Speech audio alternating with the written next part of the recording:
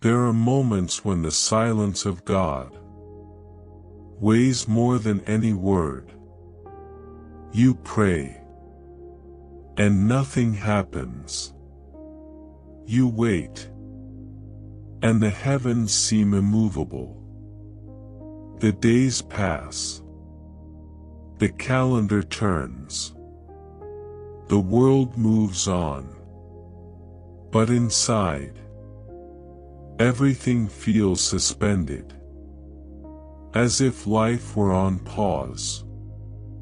Perhaps you are in that place right now, an invisible desert, where there are no clear signs, only questions. You look at the clock and ask, how much longer? You look back and think, did I miss my moment? You look forward and feel fear of what you cannot see.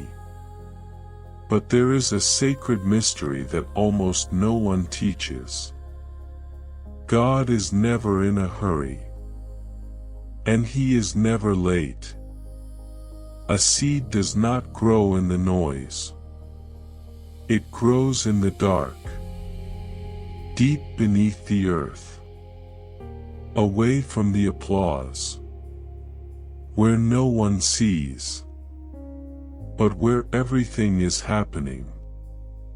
The silence you interpret as abandonment may actually be preparation. The delay that feels like punishment may be protection, and the time you call waiting might be God Himself working in the depths, aligning things you are not yet structured to sustain. There are seasons when God does not speak, because He is forming you. There are phases where He does not answer, because He is strengthening your roots. And there are deserts that do not exist to lose you, but to reveal you. If you feel that something in you is being broken, adjusted, or emptied, maybe it's not the end. Maybe it is the beginning of an alignment that only happens when everything is far too silent. And if you've reached this point now, in this exact moment of 2026, maybe this video is not a coincidence. Maybe it is a whisper, not to the world, but directly to your soul. Today, we will understand what God is doing when it seems like nothing is happening, and how to recognize grace operating in the unseen. Before we continue, comment below, from which part of the world are you watching this video right now? I would love to know your journey. And if you feel you need even deeper guidance to live out your divine purpose in 2026, I have prepared something special. The 1-minute prayer is the guide that will help you align your routine with God's will every single day. The link is in the first comment. There is a work of God that happens far from human eyes. It makes no noise. It generates no announcements. It is not accompanied by immediate signs. It is the work of grace in alignment. Many confuse grace with passivity. But biblical grace was never the absence of movement. It is invisible movement. It is God organizing what you cannot yet interpret. The psalmist wrote, "I waited patiently for the Lord. He turned to me and heard my cry." Psalm 40 verse 1.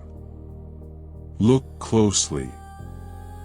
David does not say when God answered. He speaks about how he waited. Waiting, in the language of God, is not standing still. It is remaining aligned. There are periods of life where everything you do seems too small. You work, but you don't advance. You dedicate yourself, but you are not recognized. You are faithful, but the scenery remains the same. That is exactly where grace begins to align your internal structures. Paul wrote to the Romans, and we know that in all things God works for the good of those who love him. Romanos chapter 8 verse 28. Notice he does not say that all things are good. He says that God works in them. God does not waste seasons. Not the confusing ones. Not the frustrating ones. Not even the ones where you feel you are living far below your potential. Grace operates when you remain obedient, even without immediate reward. When you choose character over shortcuts.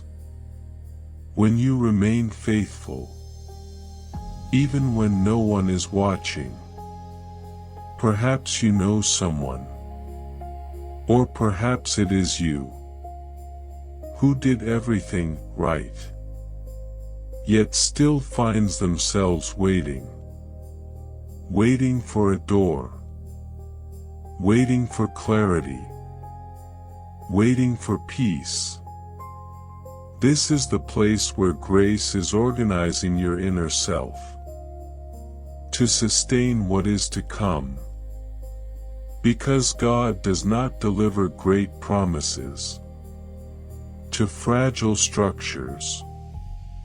In 2026, many want acceleration, but God wants alignment.